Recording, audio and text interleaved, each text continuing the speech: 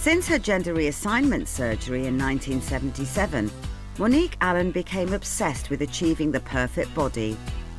Amazingly, she spent around $200,000 on over 200 plastic surgeries.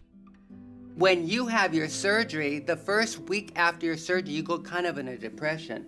First of all, you're bashed up, you're black and blue, you're hurt, you can't go out, you can't be seen, and you kind of get in a funk. But the first day, like within a week, whenever they want to see me, the doctors start putting that makeup on and start looking at me, oh, you look good. And that high starts coming back. Monique was so hooked on going under the knife that she didn't care who performed the surgery. Oh, I've been to the best plastic surgeons in Beverly Hills, to the worst surgeons that had their medical license removed in Tijuana. Incredibly, around 100 of Monique's plastic surgeries have been performed by unregulated doctors. Yes, I've had lots of scary moments with surgery. I've had tons of liquid silicone from a bottle into the body, probably 40 times. I've had bad negative reactions. I wanted silicone in my cheek, and they shot me with silicone. This doctor put such a large amount, it was like an egg. It went into my face, and he squished it, and tried to mold it, and I could feel it going down my throat.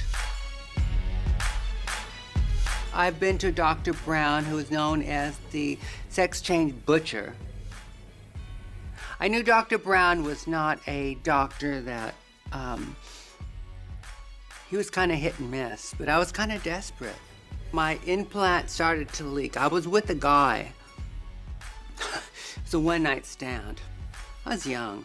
And I guess in our foreplay, he was squeezing me so hard that he busted an implant. I didn't realize it until maybe like a week later.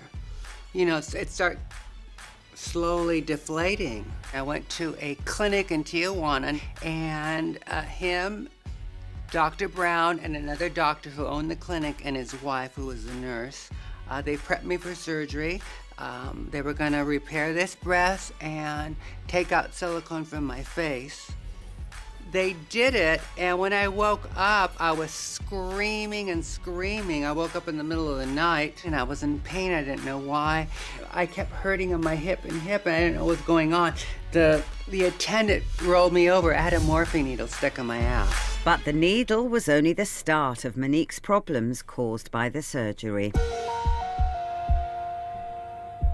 When I had my face done, and they carved aggressively silicone out of my face, they cut some muscles. So this part of my face fell. So I was lopsided on this side of the face for maybe a year. It was a bad point in my life, and I kind of want to forget about it. But yeah, I had it fixed by having them restore. And I'm very lucky to have it restored, because lots of times it can't be. I've been very lucky with my face. Monique estimates she's had over 12 litres of liquid silicone injected into her body. And she's been left with a permanent, horrific reminder of her addiction. I've had severe, severe problems with my legs. The silicone has dropped down my legs. I have been deemed, goodness, I can't even speak. I have been deemed, because of my disability, a permanent disabled person by Social Security. Because I have a second career dancing and performing, but I can barely wear my heels, you know, just for a performance. And I love to wear high heels. I love my sexy, sexy shoes. I accept the fact that I'm disabled, but it's not gonna make me a very unhappy person. I'm still breathing, I'm still alive, and we still got some spunk in us.